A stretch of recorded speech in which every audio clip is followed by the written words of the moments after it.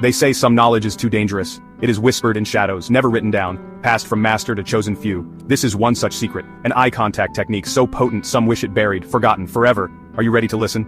The eyes. Windows to the soul, they call them, but they are more. They are gateways. Tools of immense power, a silent language understood by all, yet mastered by few. It begins with a look, a simple glance, or is it? Imagine holding a room captive, not with words, not with actions, but with your gaze alone, a focused intensity. That cuts through defenses, it disarms, it directs. This is not mere confidence, it is something deeper, something primal. This technique has a name, a chilling name for a chilling effect. They call it dominant fixation. It's rumored to be suppressed, kept from the public. Why? Because it taps into our deepest wiring, it bypasses conscious thought, it touches the core of control, and control can be a terrifying thing.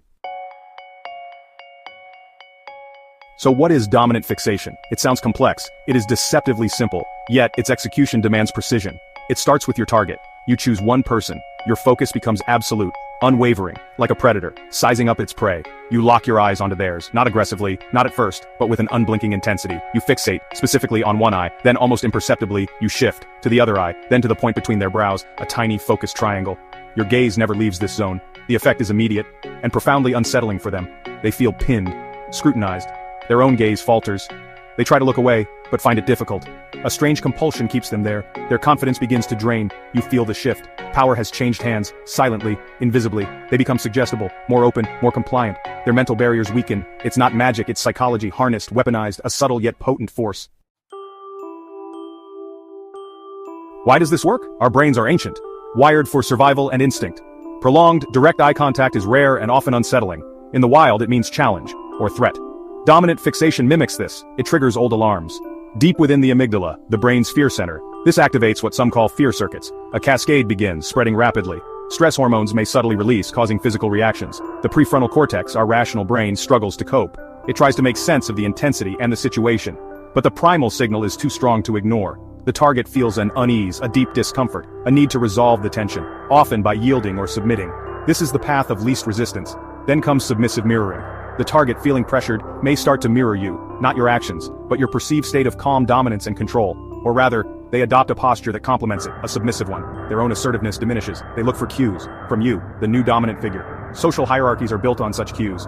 We are social creatures, constantly assessing status. Dominant fixation hijacks this process effectively. It artificially inflates your perceived status and power. The target's brain registers you as powerful and influential, someone to be listened to, perhaps even obeyed without question, all without a single word. The eyes have spoken volumes. Section 4. Echoes in the corridors of power. The technique in action. Think of high-stakes negotiations. Millions, or even nations on the line. One negotiator seems unshakable. Their gaze, calm, but piercing. The other side grows flustered. Concessions are made. Was it just skill, or something more direct, a silent visual pressure? Consider the shadowy world of covert ops, intelligence gathering, interrogations where information is life or death. The operative needs an edge. Dominant fixation could be that edge. A tool to subtly break resistance, to make the subject vulnerable, unseen, unspoken, undeniable. Charismatic leaders too. Those who command devotion.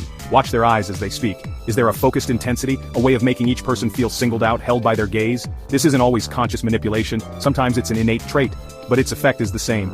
Deep, persuasive connection, or control, even in everyday life.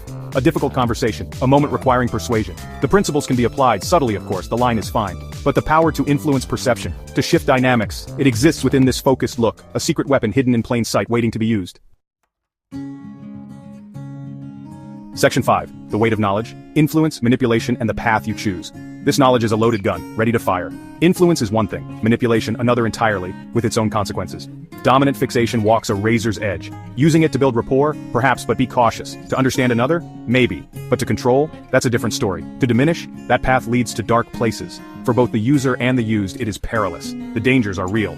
For the target, psychological distress and confusion. A feeling of being violated, loss of autonomy and self-control. Their trust can be shattered. For the user, a different peril awaits. The erosion of empathy. The temptation to always control, to dominate. A disconnect from genuine human interaction. A lonely kind of power indeed. Consider the ethics. Is it right to bypass someone's will even for a moment? Even subtly? To trigger fear, however mild? Think deeply? To gain an unfair advantage? These are not easy questions to answer. The technique itself is neutral. A tool like any other. Like a hammer, it can build or destroy. The intent is everything. The choice is yours. So, now you know. A fragment of forbidden insight, a glimpse into the unknown. What will you do with it? Will you explore its potential for understanding and growth? For stronger, more honest connection? Or will the allure of control prove too strong to resist? The choice, as always, is yours. But remember, every action has consequences. Every gaze carries responsibility. Use it wisely, or not at all. The decision is yours.